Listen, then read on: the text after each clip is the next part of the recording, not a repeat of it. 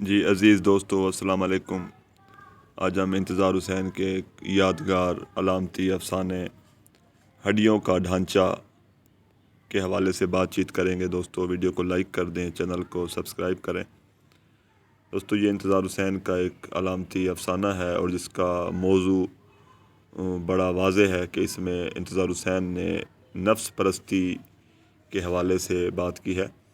اور انسانی بھوک کے تناظر میں انہوں نے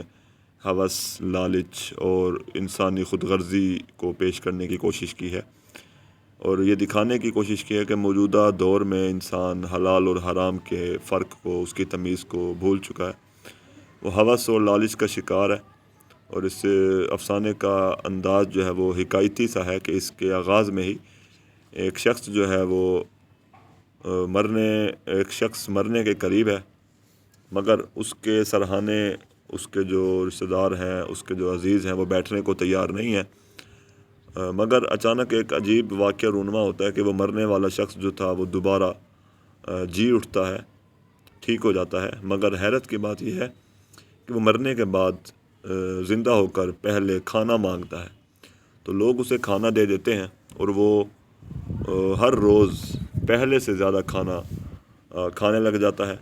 یہاں تک کہ اس کی بھوک اپنی انتہا کو پہنچ جاتی ہے کہ پوری بستی کے لوگ اسے کھانا دیتے ہیں مگر اس شخص کا پیٹ بھرنے کو نہیں ہوتا اور پوری بستی کے لوگ بھوکے رہنے لگتے ہیں۔ اور یہاں تک کہ وہ جو شخص تھا جو جی اٹھا تھا، مرنے کے بعد دوبارہ جی اٹھا تھا، وہ اس حد تک بھوک محسوس کرتا ہے کہ وہ کتے کے منہ سے بھی نوالا چھین لیتا ہے۔ لوگ اس سے تنگ آ جاتے ہیں اور ایک دن وہاں سے یعنی اس بستی سے ایک عامل کا گزر ہوتا ہے جو کچھ عمل وغیرہ کرتا ہے، تو وہ عامل اس بندے کو دیکھ کر نعرے تکبیر بلند کرتا ہے اور پھر یہ ہوتا ہے کہ وہ شخص جو تھا وہ حقیقت میں مر جاتا ہے۔ تو عامل لوگوں کو بتاتا ہے کہ اس شخص کے اندر دراصل ایک بدروح داخل ہو گئی تھی اور پھر اس شخص کے مرنے کے بعد پورے شہر میں جو ہے وہ قحط پڑ جاتا ہے۔ تو اس حوالے سے انتظار حسین لکھتے ہیں،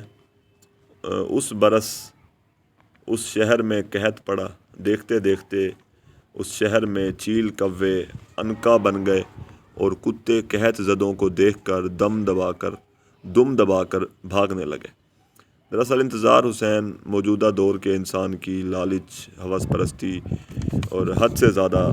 جو محبت جو وہ دولت سے کرتا ہے اس کو نمایاں کرنے کی کوشش کرتے ہیں اور یہ دکھانے کی کوشش کرتے ہیں کہ جب سے انسان کے اندر ہوس اور لالچ نے جگہ بنائی ہے تو انسان کے پاس سے جو ایمان کی دولت تھی وہ رفتہ رفتہ کم ہوتی گئی ہے اور اب حرام کھانا، رشوت، سود اس کے لیے کوئی مسئلہ اور کوئی برائی نہیں ہے۔ افسانے میں ایک کہانی جو بیان کی گئی ہے، اس کہانی کا بیان کرنے والا جو راوی ہے، تو اس کو کہانی بیان کرنے کے بعد پرانے زمانے یاد آ جاتے ہیں، تو وہ یاد کرتے ہوئے کہتا ہے، اس یاد نے اس پر کچھ بہت ہی ناخوشگوار اثر کیا کہ طبیعت گج گجانے لگی۔ اس نے اپنے جی میں کہا کہ آدمی کیا الا بلا اپنے پیٹ میں بھرتا رہتا ہے، چھپکلی، مینڈک، سانپ، بچھو، ہر چیز، تو آدمی بھی وحشی ہی ہوا نا، اور آدمی کا پیٹ، یہ پیٹ آخر ہے کیا بلا۔ تو انتظار حسین نے چھپکلی، سانپ اور بچھو کے حوالے سے دراصل انسان کی جو اخلاقی پستی ہے اس کو دکھانے کی کوشش کی ہے کہ انسان جب حیوانی سطح پر آ جاتا ہے تو وہ اخلاقی اور روحانی زوال کا شکار ہو جاتا ہے۔ وہ ہوس، لالچ، رشوت، سود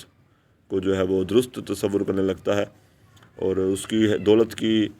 جو ہوس ہے وہ بڑھتی جاتی ہے اور ہوس کم ہونے کا نام نہیں لیتی، بالکل اس شخص کی طرح جو کہ مرنے کے بعد دوبارہ زندہ ہوتا ہے اور اس کی بھوک جو ہے وہ بڑھ جاتی ہے۔ افسانے کا راوی ان خیالات سے چھٹکارا پانے کی غرض سے ہوٹل میں چلا جاتا ہے، مگر وہاں جا کر وہ محسوس کرتا ہے کہ ہوٹل میں جو کھانا کھانے کے لیے لوگ موجود ہیں ان کے جو جبڑے ہیں وہ بہت بڑے بڑے ہیں۔ اسے یہ بھی محسوس ہوتا ہے کہ اس کا خود کا جبڑا بھی بہت بڑا ہو گیا ہے۔ اسے خود پہ یہ گمان گزرتا ہے کہ وہ ایک شخص ہے یا وہ کوئی بدروح ہے وہ ہوٹل سے نکل کر گھر کی طرف چلتا ہے، راستے میں اسے ایک کتا نظر آتا ہے جو کہ غرا رہا ہوتا ہے، مگر وہ کتا پھر غائب ہو جاتا ہے۔ تو وہ شخص سوچتا ہے کہ یہ کتا بھی بدروح تو نہیں ہے، اور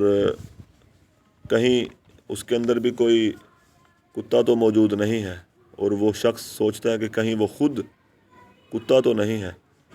تو بھوک کا احساس اسے بڑھنے لگتا ہے، اس کو یوں محسوس ہوتا ہے کہ اس کی ٹانگیں جو ہیں وہ رفتہ رفتہ لمبی ہوتی جا رہی ہیں،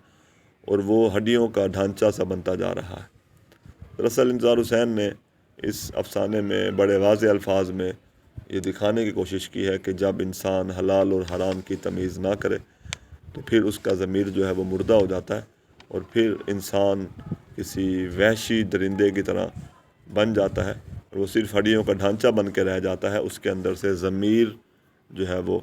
ختم ہو جاتا ہے۔ شکریہ۔